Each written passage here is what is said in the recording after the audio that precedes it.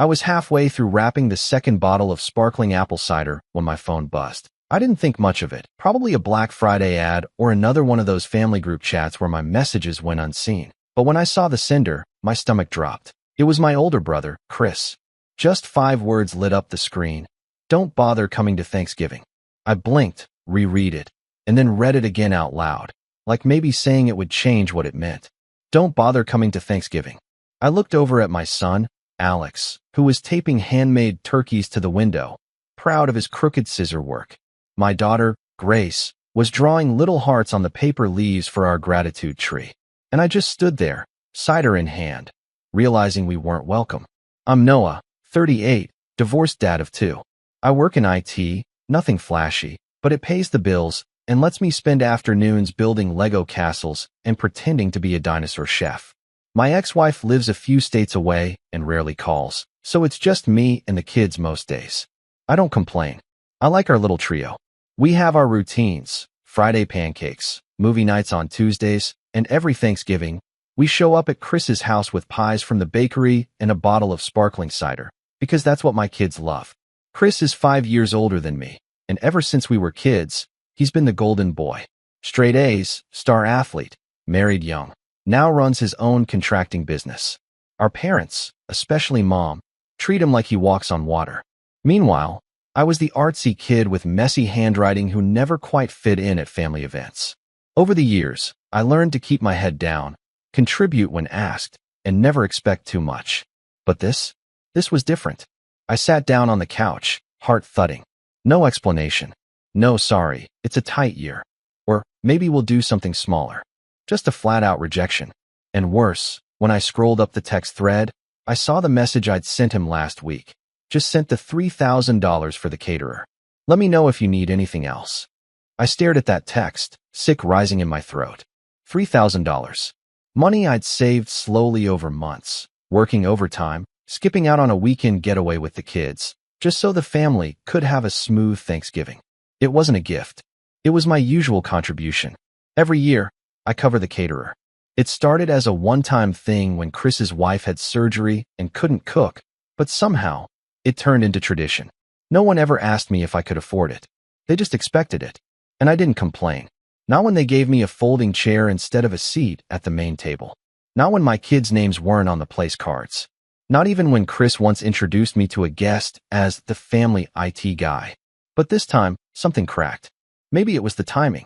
Maybe it was the fact that I'd just spent an hour helping Grace pick out her Thanksgiving dress from her toy chest, because she wanted to look fancy for the big dinner. Or maybe it was how casual Chris sounded, like I was just another RSVP to cross off the list. I texted back, "Is this a mistake? I already sent the money. The kids are excited." No reply. I waited, checking my phone every few minutes, then tried calling. Straight to voicemail.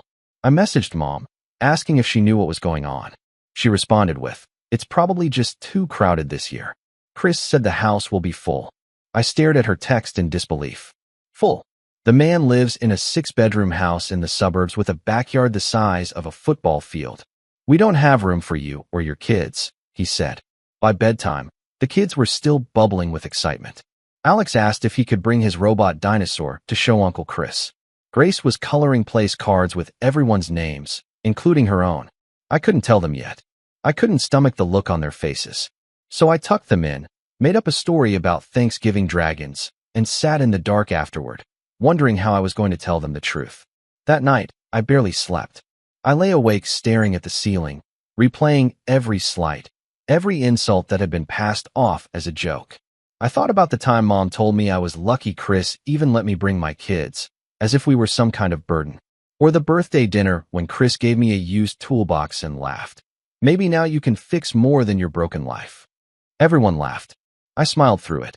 But something about this year, maybe because the kids were old enough now to notice, felt different. Alex would ask why we weren't going.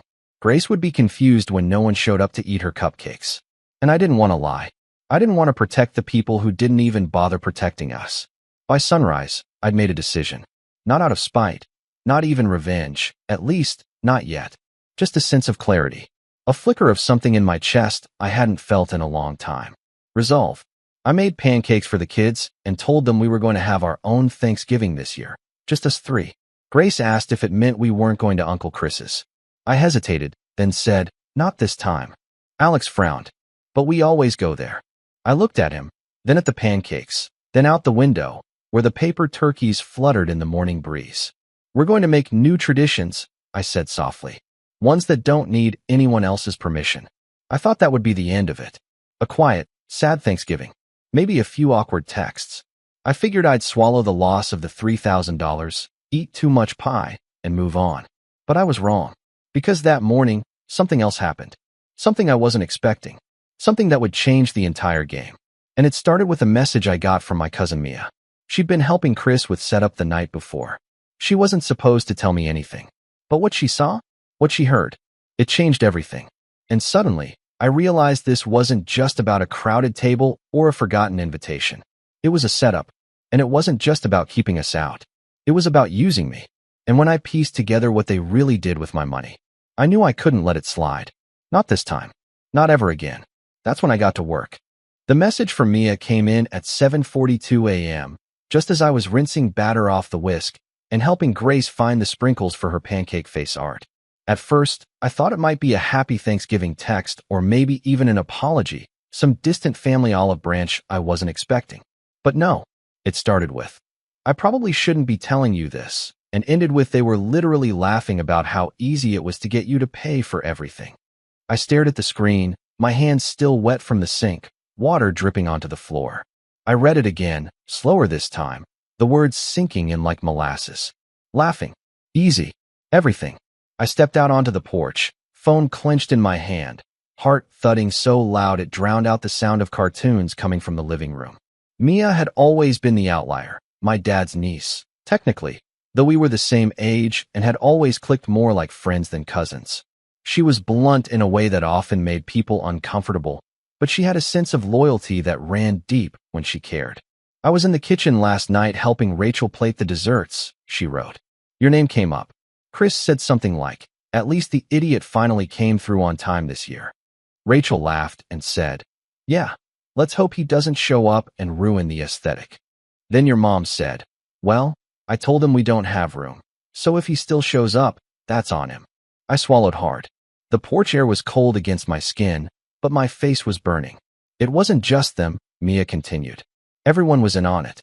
Your dad said you should have paid more because your brats eat like linebackers. Even Aunt Lisa chimed in, joking about how Grace's drawings would clash with the table's cape. It was awful. I'm so sorry, Noah. I didn't know how bad it was until I heard it myself. My stomach turned. I felt dizzy, like the ground had shifted beneath me. It wasn't just exclusion, it was humiliation. Planned. Discussed. Executed. I replied with a quick, thanks for telling me. Please don't say anything to them yet. Then I sat on the porch bench, staring at the phone, wondering how many times I'd excused their comments over the years. How many times I told myself I was imagining things, being too sensitive, reading into tones that weren't really there. But they'd been making fun of me behind my back. They didn't forget to invite me. They never intended to. The $3,000 wasn't a kind gesture they accepted with guilt or gratitude. It was a scam. I thought back to when Chris first hinted at needing help again this year. Catering prices have gone up, he'd said on a call 2 months ago, sounding annoyed. If you can cover it again, great. If not, I'll figure something out. No please. No thank you. Just that casual pressure I'd grown used to. He even made a joke about how I was lucky I didn't have a real mortgage, since I rented an apartment. I had chuckled then. Chuckled. Like an idiot. I stood up and walked back inside. Grace had moved on from sprinkles to gummy bears, building a whole bear parade across her pancake. Alex was drawing a turkey wearing sunglasses. Just looking at them made my chest ache. They'd looked forward to Thanksgiving for weeks. It was one of the few times a year they got to be around cousins, sit at the kids' table with tiny paper hats, and show off their craft projects. And now, instead of explaining family betrayal, I was going to have to tell them their Thanksgiving had been hijacked by the very people they called aunt, uncle, and grandma. But not yet. I needed more information first. I pulled up my bank app and scrolled to the transaction. $3,000, Chris Henley. Memo, Thanksgiving catering. No refund. No pending return. Just clean, gone money. And I remembered now. He'd asked for it via direct transfer this time. Not the usual PayPal or Venmo. They charge too many fees, he'd said. Just wire it straight to my account. I checked the timestamp. 2 weeks ago, right after my bonus hit. I'd thought about using that money to replace the kids' iPad or take them to a weekend amusement park, but I didn't. I prioritized family. Family. I shook my head. A few hours later, while the kids were watching a holiday movie, I went into my room and opened up my old desktop computer. I had one goal: find out exactly where that money went. Chris had said it was for catering, so I started digging. Mia had mentioned Rachel bragging about getting a deal on desserts, so I figured they must have used a local vendor. After about 30 minutes of some aggressive Google sleuthing and Facebook digging, I found it. A catering company tagged Rachel in a photo. A beautiful spread of roast turkey, cranberry brie bites, gold-accented pumpkin cupcakes, all laid out in a pristine dining room. The caption read, "Another wonderful Thanksgiving order set up. Thank you Rachel and Chris for supporting small business." The company was called Harvest Table Events. I clicked on their website. Their pricing was right there. The entire spread for 20 to 25 people cost $1,350. Delivery included. I sat back, stunned. Where was the rest of the money? Even if they tipped generously or added on a few extra sides, there was no way they'd spent more than $1,600 tops. So what did they do with the rest? I sent a polite message to the company, asking for a quote as if I were a new customer. I got a response within the hour. "Hi Noah. For a full Thanksgiving catering package with all sides, appetizers, desserts, and delivery, you're looking at $1,250 to $1,450 depending on dietary needs. Let me know how many guests you're expecting." Confirmed. They pocketed the rest, and then told me I wasn't even invited. The fury that simmered in my chest all morning hit a boil. I wasn't just being excluded, I was being exploited. Used like a debit card with no feelings attached. And my kids? Casual collateral in their little performance of perfection. I spent the rest of the day in a daze, going through motions with the kids while every part of me felt like it was vibrating under the surface. I wanted to scream. I wanted to drive to Chris's house and confront him in the driveway. But I didn't, because I knew that's what they'd expect. Noah always gets so emotional. Noah overreacts. No, not this time. This time, I'd do something different. That night, after I tucked the kids in and watched Alex fall asleep clutching the turkey he made at school, I opened my laptop again. I made a list of every family member who was there. I dug through social media posts, tagged photos, group messages, even old email chains from previous years. I noted names, addresses, any event planning details I could find. Because if they wanted to play this game, I could play too. The next day was Thanksgiving. I let the kids sleep in while I cooked. Turkey breasts instead of a whole bird. Mashed potatoes from scratch. Store-bought pie. It wasn't fancy, but it was ours. Grace wore her sparkly dress. Alex wore his official Thanksgiving dinosaur tamer t-shirt. We played board games and wrote what we were thankful for on sticky notes we hung on the wall. They never asked why we weren't at Uncle Chris's. Not once. Maybe they knew. Maybe they just sensed something. But I smiled, laughed, took photos, held it all together. And then, after dinner, while Grace dozed off on the couch and Alex watched a holiday cartoon, I finally opened the email Mia had sent me that morning. It was an audio file. "I didn't know if you'd want to hear it," her message said. "But I recorded this last night, just in case." I plugged in my headphones. I heard laughter, glasses clinking, then Chris's voice. "I mean, it's almost sad, right? He still thinks he's part of this family." Laughter. Then Mom. "Well, we can't tell him he's not. That would just cause a scene. Easier to let him keep paying his way. Rachel, maybe next year we'll have him cover the Christmas gifts, too. He's already halfway there." Chris. "Guys never said no to anything. It's like training a dog. You give him scraps, he thinks he's getting steak." I sat there, completely still. I didn't cry. I didn't rage. I just listened. And I made a new list. Not just names. Not just plans. But ideas. Ideas that would change everything. Because the party might have been over. But my part? It was just beginning. And the next time they heard from me, it wouldn't be an invitation. It would be a reckoning. The morning after Thanksgiving was quiet. Too quiet. The kids were still asleep, their cheeks pink from yesterday's sugar crash, the remnants of our little feast still sitting on the table. I hadn't touched the dishes. I hadn't even covered the pie. Everything felt frozen, like the world was holding its breath alongside me. I sat at the edge of the bed with the audio still playing in my head. Chris's voice so smug. Rachel's laugh. My mother's words, as cold and calculated as a frost-covered windshield. Easier to let him keep paying his way. It hit me all over again. The betrayal. The manipulation. Not just this year. Not just the money. It was years of playing the part they'd carved out for me. The helper. The backup. The good sport. The one who didn't cause trouble. The one they could laugh at, rely on, ignore, and still expect a check from at the end of the day. And I let them. That was the part that made my stomach churn the most. Because as much as they'd mistreated me, I had made it easy. I had trained them, just like Chris said, to see me as a doormat who wouldn't bite back. I had thought being the bigger person meant staying silent. That keeping the peace was the same as keeping my dignity. But that morning, sitting on the edge of the bed in a wrinkled t-shirt, I realized something else. I wasn't just hurt. I was humiliated. And for the first time in years, I let myself feel it without pushing it down. I walked into the bathroom and stared at my reflection. Tired eyes. Stubble that had gone from rugged to unkempt. A few gray hairs curling near my temples. I looked older than 38. Not because of the years, but because of what I'd carried. I brushed my teeth in silence, then went to the kitchen and started cleaning. Not because I had the energy, but because I needed something, anything, to ground me. I scrubbed every dish, wiped every counter, and took out the trash with a kind of robotic detachment. When I was done, I made coffee, sat down, and opened my laptop. I logged into my bank account. There it was. Still gone. $3,000. Vanished into a meal I wasn't invited to. I stared at the balance for a long time. Then I opened my budgeting spreadsheet, something I hadn't looked at in a while. I'd been coasting, getting by, earning enough to keep the lights on and the kids clothed, but never really moving forward. Never really building anything for myself. It wasn't because I couldn't. It was because I didn't think I deserved more. That realization hit me harder than Chris's betrayal.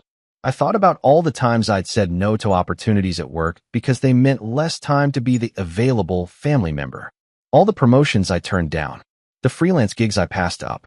The weekends I spent fixing someone else's plumbing or assembling someone else's furniture, while my own dreams sat collecting dust. I'd been shrinking myself to fit inside a mold they never even thanked me for. So I opened another tab. Then another. I started listing the certifications I'd always meant to get. Things like AWS, CompTIA Security Plus, even some basic coding refreshers. I found an affordable bundle through a professional learning platform and signed up right then and there. $87.99 for lifetime access. My finger hovered over the confirm payment button, and for a moment, I hesitated. Then I clicked. That one click felt more empowering than anything I'd done in years. That day, I sat with a notebook and started sketching out something I hadn't dared to in a long time. A plan. Not a revenge plan. A life plan. Because before I could rise, I had to stop falling. I spent the next week rebuilding quietly. I woke up earlier. I shaved. I started working out. Not in some radical, life-changing way, but 15-minute routines I found online. Push-ups, jumping jacks, planks. I wanted to remind myself what it felt like to do hard things. To sweat on purpose. To push back against gravity instead of just surviving it. I got the kids on a better routine too. Homework before screens. Meals at the table, not in front of the TV. Grace started helping with dinner. Alex and I played chess again like we used to before bedtime. I also stopped answering family messages. Completely. I muted the group chat. Declined every call. Ignored the texts that came in after Thanksgiving, mostly passive-aggressive and vague. Hope you had a great Thanksgiving, Noah. We missed you. Mom said you were upset. Want to talk? Can you send over that spreadsheet you did last year for the Christmas fund? I read them. I didn't respond. I wasn't ready. Then, one evening after the kids were in bed, I opened a file I hadn't touched in 2 years. It was a business plan. Back before Grace started school and I was still married, I had an idea for a small IT consultancy. Nothing huge, just helping small businesses with network setups, security compliance, cloud migration. I'd even designed a logo, set up a domain name, and gotten halfway through creating a basic website. Then life got messy. Divorce, custody schedules, burnout. But as I read through it now, something shifted in me. The idea was still good, and I wasn't the same man who'd given up on it. That weekend, while the kids were at a sleepover, I poured coffee, turned off my phone, and worked. I rebuilt the website. I refreshed the logo. I rewrote the service packages to be more scalable. I set up a business email and LinkedIn page. I registered a new LLC, one that didn't use the family name. I wanted this venture to be mine. By the end of Sunday night, I had 3 local small business leads, 2 of which came through a Facebook group I'd joined that afternoon. I offered discounted services in exchange for testimonials. Both bit. My first consultation was a week later. A dentist's office that needed better patient data encryption. I showed up in a pressed shirt, clean-shaven, with a digital presentation and a calm voice I didn't even know I had. They signed a contract on the spot. It wasn't a huge job, but it was mine. The check they handed me, $1,200 for 2 days of work, was the first money I'd earned outside of my day job in almost 5 years. When I deposited it, I sat in the car for 5 minutes and just breathed, not out of relief, but pride. Over the next month, I kept going. Slowly, quietly, more clients, more projects. I started carving out late-night hours to finish certifications, upgrading my systems, improving my pitch. I wasn't chasing overnight success. I was building something solid, brick by brick. And the more I built, the less I thought about Chris. But that didn't mean I'd forgotten.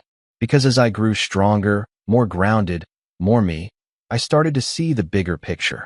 I saw how often we're taught that family loyalty means silence. That blood demands sacrifice.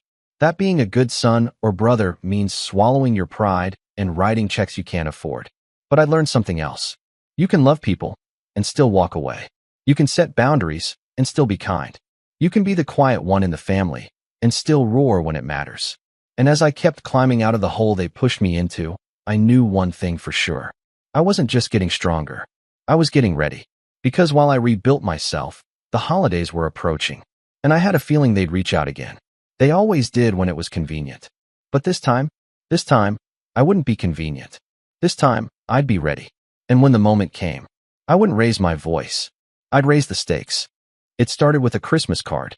Not the sentimental kind. Not even one signed with real ink. Just a glossy, mass-produced photo of Chris's family dressed in matching sweaters in front of their fireplace, sent through one of those online printing services with everyone's name pre-typed at the bottom. Wishing you joy, love, and family this season, the Henleys.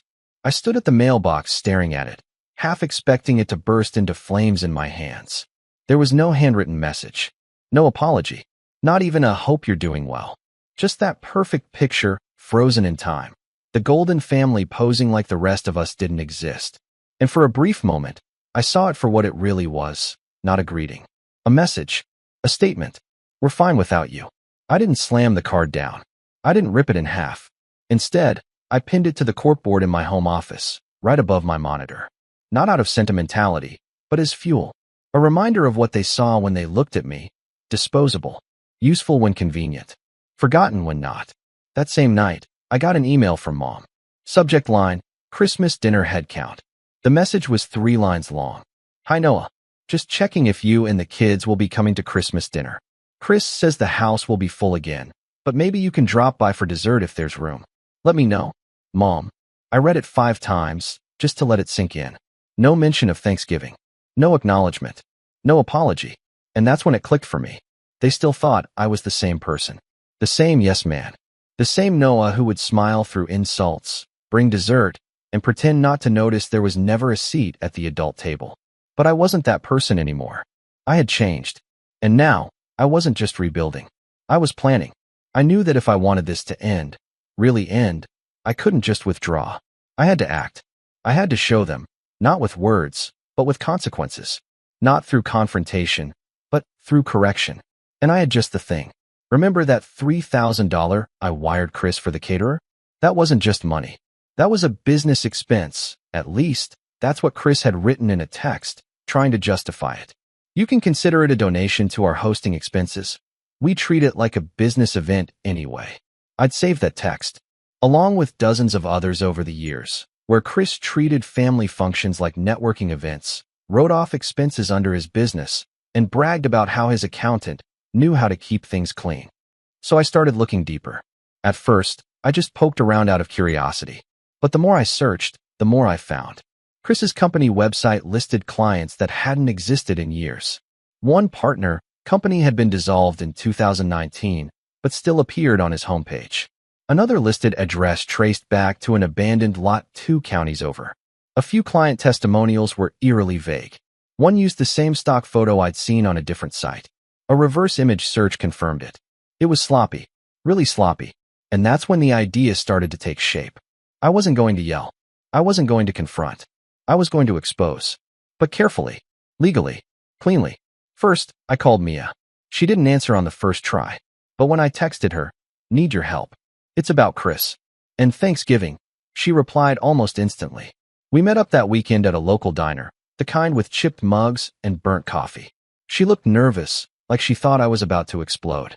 Instead, I laid out everything. The text, the audio she sent me, the catering invoice, the fake business reviews. I didn't ask her to do anything illegal.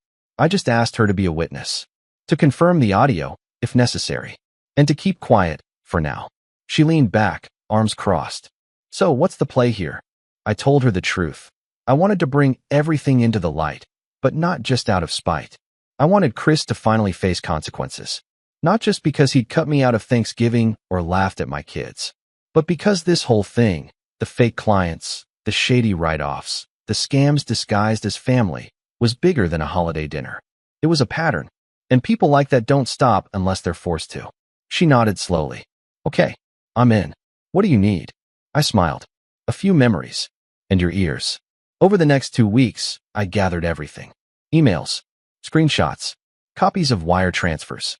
Mia helped fill in gaps, timelines, event details, times when Chris asked family members to Venmo him money for business expenses tied to holiday parties or home renovations he never followed through on. She even remembered a time he claimed a cousin's graduation party as a corporate networking mixer. It was comical, if it weren't so grotesque. But the biggest piece came from a neighbor of his, a woman named Darlene, whose house I once helped wire for a new Wi-Fi setup after Chris bailed on her last minute. I remembered her mentioning that Chris had promised to build her a new porch for a friends and family discount. But when I brought it up again, she snorted. "You mean the porch he never built?" "Yeah. He took my $1,500 deposit and ghosted me. Said he was dealing with supply chain issues. Never returned my calls. I asked if she'd be willing to write a statement. She didn't even hesitate. By the time Christmas Eve rolled around, I had a PDF that was over 90 pages long. I called it Project Candlelight, named after the only Thanksgiving dish Grace had been able to make before we got uninvited. A little tray of tea-light candles she'd arranged with pine cones and cranberries. She was so proud of them, so excited to bring them to Uncle Chris's. She never got to. But now, Chris was going to get something else instead. Still, I knew I had to be smart. I wasn't out for jail time. I wasn't out for violence. I wanted exposure. I wanted accountability. And most of all, I wanted the truth in front of everyone who had played a part, even passively. So I waited until the perfect moment. Christmas dinner. They hadn't invited us formally, just the vague, "Maybe you can drop by for dessert if there's room." But this year, I planned ahead. I dressed the kids in nice sweaters, baked a batch of cookies with their help, and told them we were going to visit family for just a few minutes, like trick-or-treating, but with pie, I said.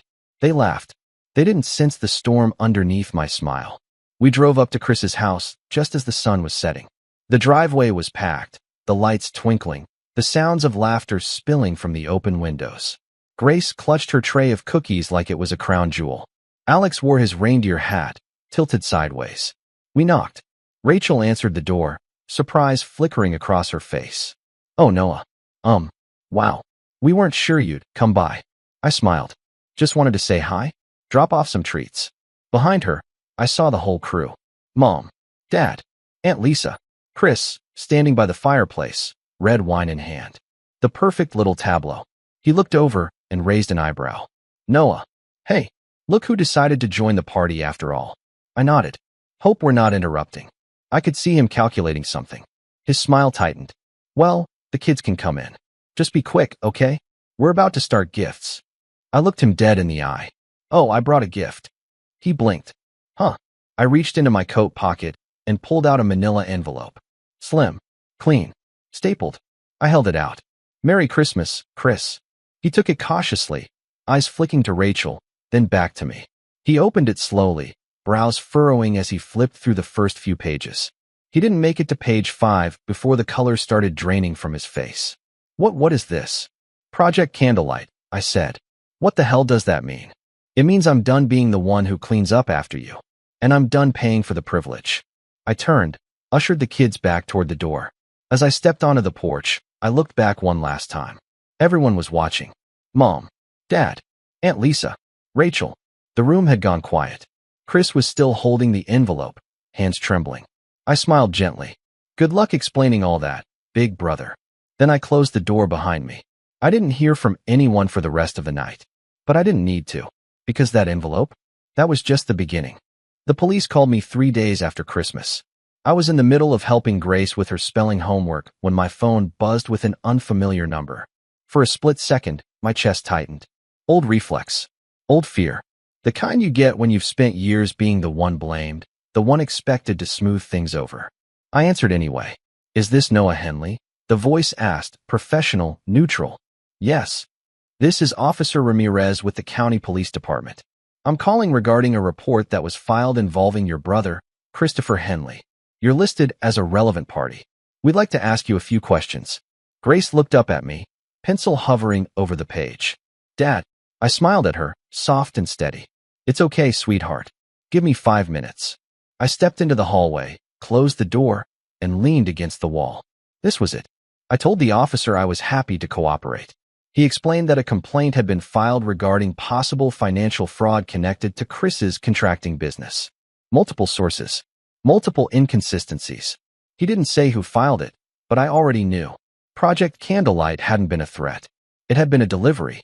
Here's what I hadn't told anyone yet. I didn't just hand Chris that envelope and walk away. 2 hours later, after the kids were asleep, I uploaded the same packet, every document, every audio file, every statement, to 3 places. First, the State Licensing Board for Contractors. Second, the IRS Whistleblower Portal. Third, a civil attorney who specialized in financial fraud and small business disputes, recommended by Darlene. I didn't embellish. I didn't editorialize. I just sent the truth. And the truth did the rest. By New Year's Eve, Chris's contractor license was suspended pending investigation. That alone was enough to freeze multiple projects midstream. Clients started calling him. Angry. Confused. Some demanded refunds. Others threatened lawsuits. By January 3rd, the IRS had opened a formal inquiry into his business deductions. Apparently, writing off family events as corporate networking raised eyebrows when the guest list was made up entirely of relatives and neighbors. By January 10th, 3 people, including Darlene, had filed civil claims to recover deposits they'd paid for work that was never completed. And somewhere in the middle of all that, Chris panicked. That's when the text started. First from Rachel. Noah, please. This has gone too far. Chris is under so much stress. The kids are scared. We can talk this out like adults. I didn't respond. Then Mom. I don't know what you think you're doing, but this is tearing the family apart. Your father hasn't slept. Chris made mistakes. Yes, but this didn't need to become public. Still no response. Then Chris himself. At 2:14 a.m. You win. Okay, you win. Just tell me what you want. I stared at that message for a long time. Because that right there was the core of it. He thought this was a game. A negotiation. That if he finally acknowledged me, finally treated me like an equal, I'd back off and make it all go away. But this wasn't about winning. And it definitely wasn't about what I wanted. So for the first time in weeks, I replied, I don't want anything from you. I wanted the truth to be seen. That's already happened. He didn't respond after that. The fallout came fast. Chris's business collapsed within 2 months. Not because of me, because it was built on shortcuts and lies. Once scrutiny hit, it couldn't stand. His accountant dropped him. His insurance carrier canceled coverage. Projects dried up. The picture-perfect image he'd curated for years cracked, then shattered. Rachel took the kids and moved in with her sister temporarily. That temporary separation turned permanent by spring. Mom stopped calling me altogether. Dad tried once. Left a voicemail where he sounded older than I'd ever heard him. Tired. Regretful. He said, I didn't know it was that bad, which was a lie. He'd known. He just hadn't cared. I never called him back. Not out of anger. Out of clarity. The hardest part wasn't losing them. It was realizing I'd already lost them a long time ago. What surprised me most was what happened next. People started apologizing. Not Chris. Not Mom. But others. Aunt Lisa showed up at my door one afternoon with a box of old photos and tears in her eyes. She admitted she'd laughed along because it was easier than standing up. She said she was ashamed. Mia hugged me like she was afraid I'd disappear. I should have said something sooner, she whispered. Even my cousin Mark sent a message. I always thought you were just quiet. I didn't realize you were being pushed out. I accepted the apologies that felt sincere. I let the rest go. As for the $3,000, that came back to me in a way I didn't expect. Part of Chris's civil settlements included restitution to anyone who transferred money under false pretenses connected to business events. My name was on that list. A cashier's check arrived in the mail 6 months later. Full amount. No note. I deposited it the same day. Then I took the kids out for ice cream. Life didn't magically become perfect after that, but it became honest. My consultancy grew faster than I'd planned. Word-of-mouth referrals turned into steady contracts. By the end of the year, I left my day job and went full-time on my own.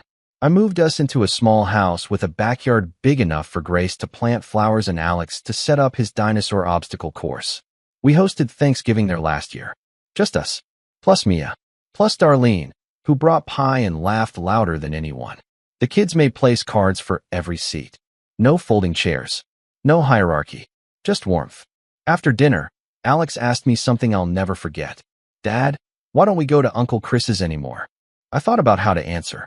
About age-appropriate truths. About not poisoning them with bitterness. So I said this. Sometimes, people don't treat you the way they should. And when that happens, the strongest thing you can do is step away and build something better. Grace nodded like that made perfect sense. And it did. I don't know where Chris is now. Last I heard, he moved out of state and works for another contractor. Entry level. No management. No shortcuts. I don't wish him harm. But I don't miss him either. What I gained wasn't revenge in the loud, cinematic sense. It was peace. It was self-respect. It was the knowledge that my kids will never grow up thinking love is something you earn by being useful. And every year now, when Thanksgiving rolls around, I light 3 small candles on the table. One for me. One for Alex. One for Grace. Because that year, when they thought the party was over and the police were calling me, they were right about one thing. The party was over. Just not mine.